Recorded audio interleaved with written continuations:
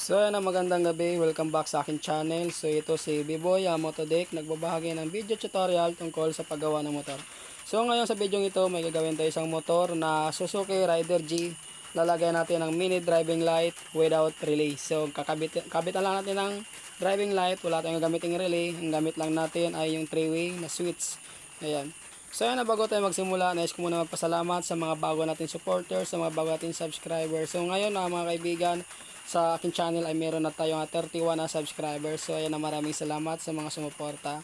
So ayan na, bago tayo magsimula, shoutout muna tayo kay Ma'am Mindam Vlogs, shoutout din kay Katan Tintin World, shoutout kay Bukid TV, shoutout kay Mac Viral, shoutout kay Tita Ika Trending Post, shoutout kay Mabel Vlog watching from Hong Kong. So ayan mga kaibigan, simulan na natin.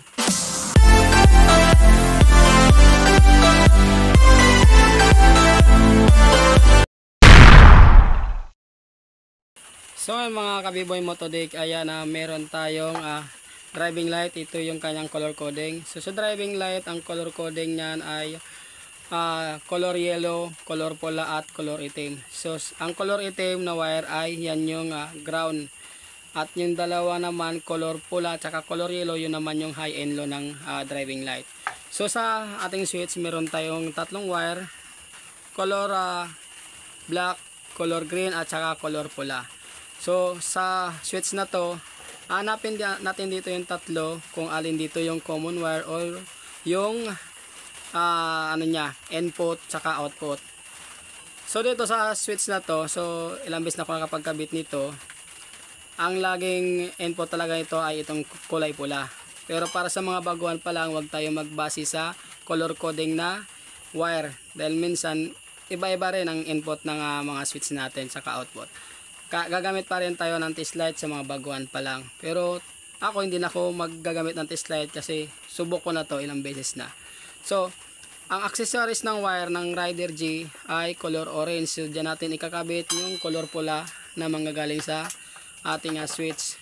Kabit natin sa accessories wire, color orange na wire. Ayan, so install muna natin.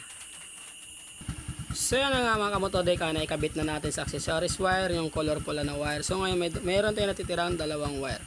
Yung dalawang wire na to, kakabit naman natin to ay sa color pula at yellow ng driving light. So kabit muna natin to. So ngayon ay kabit na natin yung dalawang wire, yung color black kinabit ko sa color yellow ng driving light at yung color green naman ang galing sa switch kinabit ko naman sa color pula na papunta sa driving light. At yung color itim na manggagaling sa driving light, dinugtungan ko ng wire na kulay green. Kakabit natin to sa ground ng Rider G, no? Dito sa motor, sa ground. Yan, ground wire. Pwede naman natin ito i-body ground kung gusto nyo lang.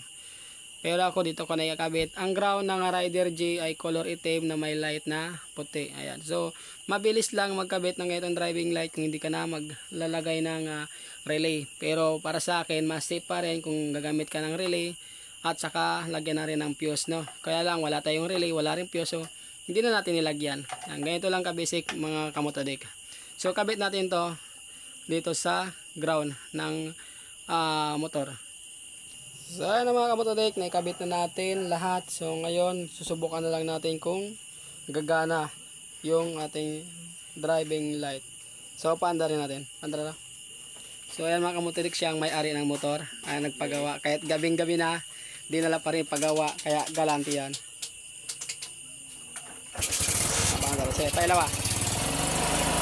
So milaw. Sige, isa pa. So gumana na yung white colors. Dilaw. Okay, dilaw, puti. Yan mga kamotodeck. So ayan, dilaw. So ayan, gumagana na lang. So ayan, ganyan lang mga kamotodeck. Ayan, maraming salamat at subscribe ng aking channel.